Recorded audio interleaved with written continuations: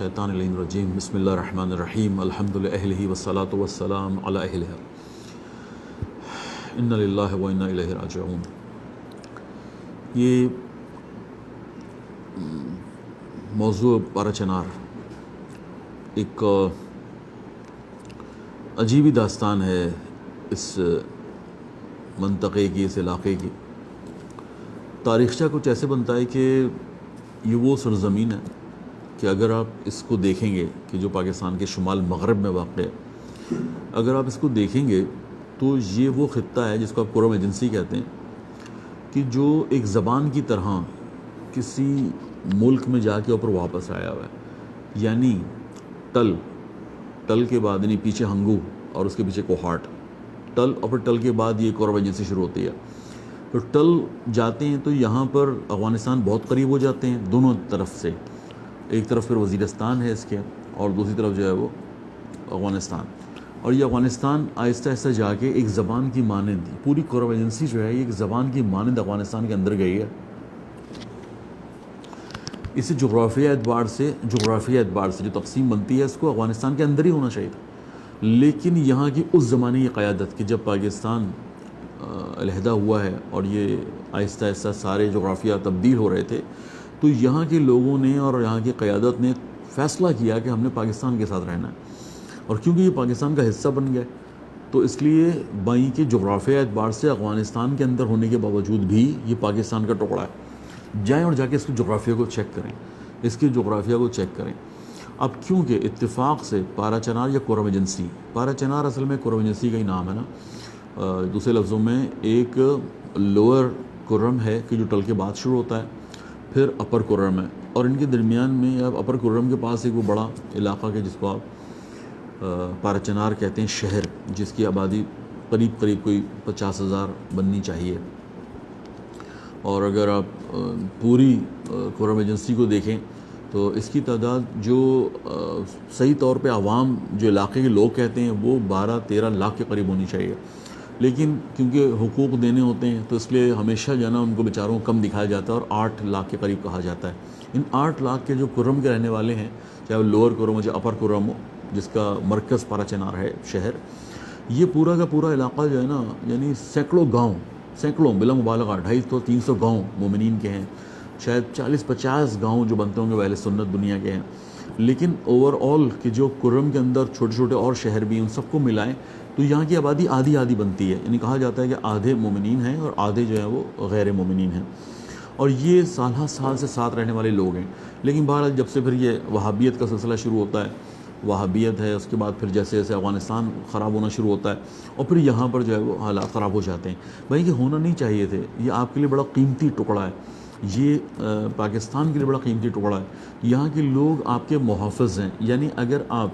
یہاں پر اپنی فوجیں نہ بھی رکھیں تب بھی پارہ چنار جو ہے کسی بیرونی ملک کو، پارہ چنار کے لوگ، غیور لوگ، کبھی بھی قرم ایجنسی کے لوگ یہ کبھی بھی کسی بیرونی طاقت کو اس جگہ سے نہیں آنے دیں گے۔ یہ آپ کو یقین ہونا چاہیے، ان باتوں کا اندازہ ہونا چاہیے۔ کیسے، میں اس کی ایک مثال دیتا ہوں آپ کو کہ جب یہ 3 سے 4 سال محاصرے میں رہے نا پارہ چناری، بہت پرانی باتیں نہیں کر رہا میں، 15-18 سال پہلے کی باتیں کر رہا ہوں، جب یہ محاصرے میں رہے نا 4 سال کے،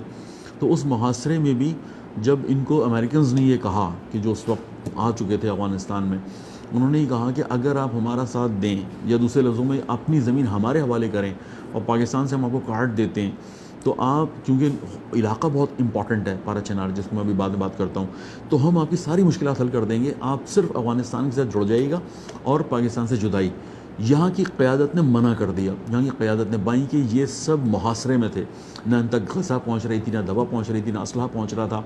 نہ ان کے زخمیوں کے لے جانا، اور یہ بیچارے پہلے افغانستان جاتے تھے اور پھر افغانستان سے گردیزی قبائلوں کے ذریعے سے باقاعدہ پارہ چنار میں داخل ہوتے تھے۔ یعنی ان کی یہ حالت تھی، پاکستان سے داخل بھی نہیں ہو پا رہے تھے پارہ چنار کے لوگ، اس طرح کا محاصرہ ان کا ہو گیا تھا۔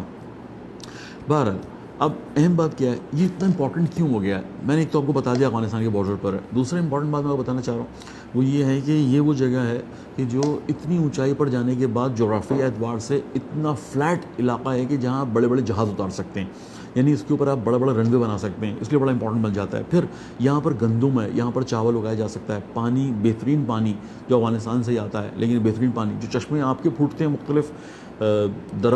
بڑے بڑے الحمدللہ پہاڑوں سے وہ الگ ہیں، لیکن جو نہری نظام جو دریائی سسٹم ہے اس سے جو پانی آتا ہے، یہاں پر بہترین چاول ہے، یہاں پر گندم اگ جاتا ہے، یہاں پر ہر طرح کا پھل ہوتا ہے، یا بہت زیادہ پھل ہوتے ہیں، یہاں پر ڈرائی فروٹ ہوتا ہے، یہ سبزیاں ساری اگاتا ہے، یعنی ایک امپورٹنٹ جگہ ہے ہر اعتبار سے۔ اس کے بعد یہاں کے لوگ بڑے غیور، محنتی اور پلس ایک خود ہی محافظ ہیں کہ جن کو ٹریننگ کی ضرورت نہیں ہے، خود ہی ٹرینڈ لوگ ہیں یہ سارا طبقہ۔ اس کے بعد پھر الحمدللہ انہوں نے، کیونکہ زیادہ تر الحمدللہ مومنین کی تعداد ہے، تو اس لیے یہ مومنین جو ہے نا، یہ اپنی جو غیوری ہے یا وفاداری ہے یا ایمانداری ہے، اس بنیاد پر بھی ہر آدمی جانتا ہے۔ مہمان نواز تو الحمدللہ سارا علاقہ ہے، لیکن یہ خاص مہمان نوازیاں، اور دشمن اگر قبائل اگر ان کے یعنی کوئی ان کی سرزمین کو اور ان کے مذہب کو، ان کے سرزمین کو، ان کے مذہب کو، ان کی قومیت کو کوئی ٹچ کرے تو یہ اس کو پھر چھوڑتے بھی نہیں ہیں، یعنی جنگجو اعلیٰ قسم کے، پھر جرأت مند ہیں، پھر شجاعت اور جرأت مندی اور وفاداری اور الحمدللہ عزاداری جس کی وجہ سے تشیع، اس نے ان کو اور زیادہ ایسی شخصیت بنا دیا ہے کہ یہ شہادت سے نہیں ڈرتے۔ اگر کوئی یہ سمجھ رہا ہے کہ ان کو مار کے قبضہ کر لیں گے، ان کو دبا لیا جائے گا، یہ ناممکن ہے۔ یہ انشاءاللہ جو آپ نے فلسطین کو دیکھا ہے، جو آپ نے حوثیوں کو دیکھا ہے، یا جو آپ نے غزہ کے مسلمانوں کو دیکھا ہے، یہ ان سے کہیں زیادہ جرأت مند ہیں، یہ ان سے کہیں زیادہ شجاعت رکھتے ہیں، یہ ان سے کہیں زیادہ وفادار ہیں، اور ان سے کہیں زیادہ انشاءاللہ مہمان نواز بھی ہیں۔ یہ والا طبقہ جو ہے نا، یعنی اپنی ڈیوٹیز کو سمجھتا بھی ہے، باشعور بھی بہت ہیں، ان میں پڑھے لکھے بھی بہت زیادہ ہیں۔ یہ اگر موقع مل جاتا اور یہاں اچھے کالج یونیورسٹیز ہوتے تو بہت بڑا ٹیلنٹ پارا چنار سے پوری دنیا کو ملنا تھا۔ ابھی بھی انشاءاللہ جہاں پر بھی آپ پارا چنار کا مومن دیکھیں گے، وہ اپنی فیلڈ کا ایکسپرٹ دیکھیں گے انشاءاللہ تعالی۔ انہوں نے اتنی مشکلات کے باوجود بھی، اور اس کے بعد یہ جو یعنی جو آپ سنتے ہیں نا کہ ایک بہت بڑا طبقہ جو ہے وہ اس علاقے سے گیا اور جناب زینب سلام اللہ علیہ کے حرم کی انہوں نے دفاع کیا ہے، تو یہ کوئی معمولی بات نہیں ہے۔ یعنی یہ وہ لوگ ہیں کہ جنہوں نے اس کو سوچے سمجھے، یعنی دوسرے لفظوں میں ان کو چاہے پتہ ہو کہ اب واپس آئیں گے تو کیا ہوگا، اپنے گھروں میں قبول ہوں گے، ادارے اٹھا کے لے جائیں گے، ہم پہ سختیاں آئیں گی، انہوں نے کوئی فکر نہیں کی ہے۔ انہوں نے جناب زینب کے حرم کو بہرحال، اب کیونکہ یہ اس طرح کی قومیں ہیں، اس طرح کے جرأت مند لوگ ہیں، اور کیونکہ جغرافیہ اتنا اچھا ان کے پاس ہے، تو یہ بیچارے مسلسل یعنی اس کو بھی 30 35 40 سال ہو رہے ہیں، مسلسل مشکلات کا شکار رہتے ہیں۔ انہیں محاصرے میں رکھا جاتا ہے، ان پر مسلط جنگیں کی جاتی ہیں، آزادی دے دی جاتی ہے، یعنی وہابیت جو ہے وہ بھی چاروں طرف سے حملہ آور ہوتی ہے۔ اس کے بعد پھر جو ہے وہ آہستہ آہستہ جو افغانستان سے، کیونکہ پہلے تو کوئی گورنمنٹ تھی نہیں، تو وہاں سے پھر قبائل جو ہے لڑنے کے لیے آ جایا کرتے تھے، اور اسی طرح سے پاکستان کی فورسز بھی جو ہیں وہ ساتھ دینے کے بجائے یا ان کو بچانے کے بجائے پتہ نہیں کیا ان کی مصلحتیں ہیں کہ وہ بھی جو ہے وہ دشمن کا ہی ساتھ دیتے ہیں۔ فورسز نے کبھی ان کا ساتھ فورسز نے نہیں دیا، لیکن بہرحال پھر بھی انہوں نے کبھی فورسز کے خلاف اسلحہ نہیں اٹھایا۔ بہت بڑی بات ہے، انہوں نے کبھی فورسز کے خلاف اسلحہ نہیں اٹھایا، لیکن بہرحال یہ وہ باتیں تھیں کہ جو سمجھنی چاہیے ان لوگوں کو جو پاکستان سے مخلص ہیں، انہیں سمجھنی چاہیے جو پاکستان سے مخلص ہیں۔ لیکن جو پاکستان سے مخلص نہیں ہے، ٹھیک ہے، اس سے ہمیں کوئی کام بھی نہیں ہے۔ اب آ جائیے موجودہ مسائل کیا ہیں۔ موجودہ مسائل یہ ہیں کہ جب یہاں پر ویسے تو بہانہ بن جاتا ہے کہ بھائی بوشہرہ کے اندر، کیونکہ ایک زمین ہے جس کی تقریباً 1000 کنال سے زیادہ ہے، کیونکہ وہ اختلاف ہے، وہ کہتے ہیں یہ ان کی شیعہ کہتے ہیں ہماری ہے، وہاں کے اہل سنت کہتے ہیں ہماری ہے۔ بہرحال پھر جرگہ بیٹھتے ہیں، جرگہ بیٹھنے کے بعد طے ہو جاتا ہے کہ یہ 1 سال کسی اور کے پاس رہے گی، اور اس کے بعد کیونکہ ملکیت شیعوں کی تھی، شیعوں کو دے دی جائے گی۔ اور اب جب یہ پورا سال اور ٹینور گزر جاتا ہے اور جرگہ کا یہ پروسیس گزر جاتا ہے، اس کے بعد پھر وہ دینے سے انکار کر دیتے ہیں، اور یہاں بہانہ بنا کے کہ بھائی وہ فلاں چلے گئے، ٹریکٹر چلانا شروع کر دیا، اور پھر یہاں پہ جنگ شروع ہو جاتی ہے۔ لیکن بات یہ نہیں ہے، بات اس سے چھوٹے چھوٹے بہانوں پر، کیونکہ راستے کے اوپر بڑے مسائل ہیں، یعنی کیونکہ راستہ جو ہے وہ ایک ہی آتا ہے، یعنی جو پشاور سے 6 کلومیٹر سمجھیں تقریباً کوئی 6 گھنٹے کا راستہ بنتا ہے یہ، یعنی شاید 150 پونے 200 کلومیٹر سے زیادہ کا راستہ نہیں ہے، لیکن کیونکہ روڈ خراب ہیں، پہاڑ بہت زیادہ ہیں، اس لیے 5-6 گھنٹے لگ جایا کرتے تھے۔ پہلے زیادہ لگتے تھے، لیکن جب سے یہ کوہاٹ والی ٹنل بنی ہے تو پھر بھی راستہ تھوڑا شارٹ ہوا ہے۔ اب مسئلہ یہ ہے کہ یہ علاقہ جو ہے وہ چاروں طرف سے جو ہے وہ، یا 3 طرف سے جو افغانستان کے اندر گھرا ہوا ہے۔ ایک طرف سے جو افغانستان ہے وہاں پر آزاد علاقہ جس کو آپ کہتے ہیں وزیرستان وغیرہ، اور پھر اسی طرح سے فاٹا، اور فاٹا کے ساتھ جو ہے وہ جن کو آپ علاقے آزاد علاقے کہتے ہیں۔ اب یہ سارے جو ہے نا، یعنی مسلسل جو ہے چھیڑ خانے کرتے رہتے ہیں، کبھی یہاں سے حملہ ہوا، کبھی وہاں سے حملہ ہوا، کبھی افغانستان سے ہوا، تو یہ سلسلہ جنگ بڑھتی چلی جاتی ہے۔ ابھی بھی بھائی کہ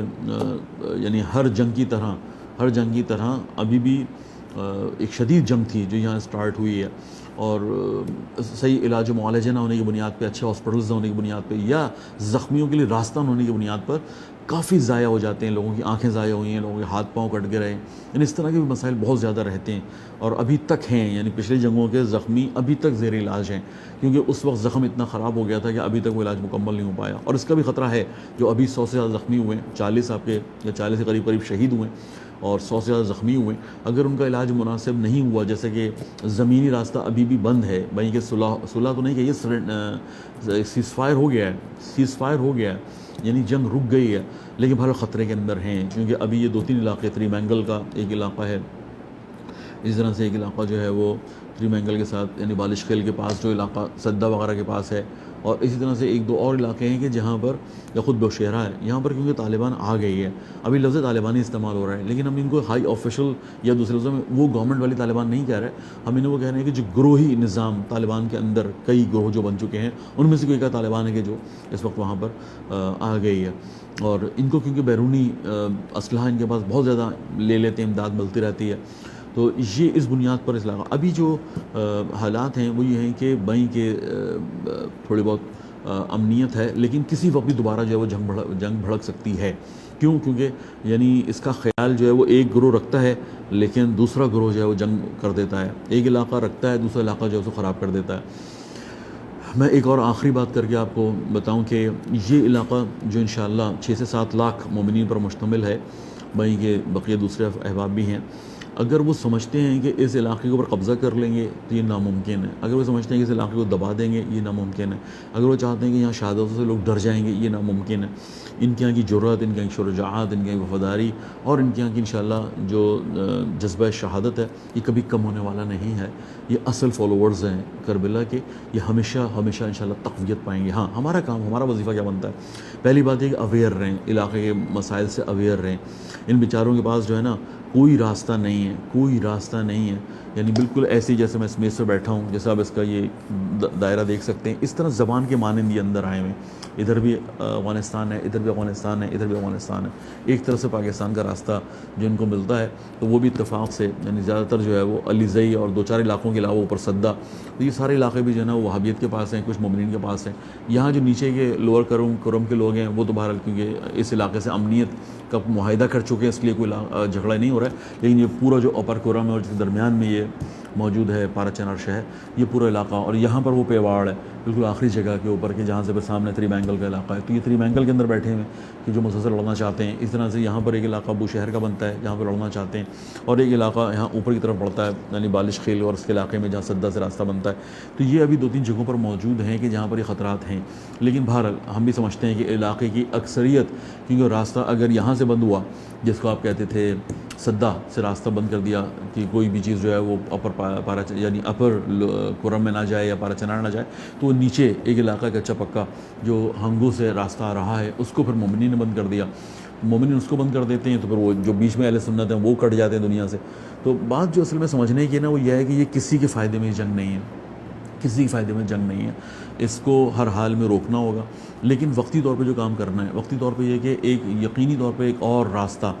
کہیں سے بھی ہو، وہ ان کو صرف پیسے چاہیے، راستہ چاہیے۔ دوسرا یہ ہے کہ یہاں پہ جب ایئرپورٹ بن سکتا ہے اور دنیا ایئرپورٹ بنانا چاہتی ہے، یعنی امریکہ کی رال ٹپکتی ہے، تو پاکستانی حکومت کو بھی ہوش کے ناخن لینے چاہیے، اور ایک یہاں پر ان کو اپنا ایئرپورٹ دیں، جہاز ریگولر بنیادوں پہ دیں، سستے ٹکٹس کر دیں، تاکہ خدا نہ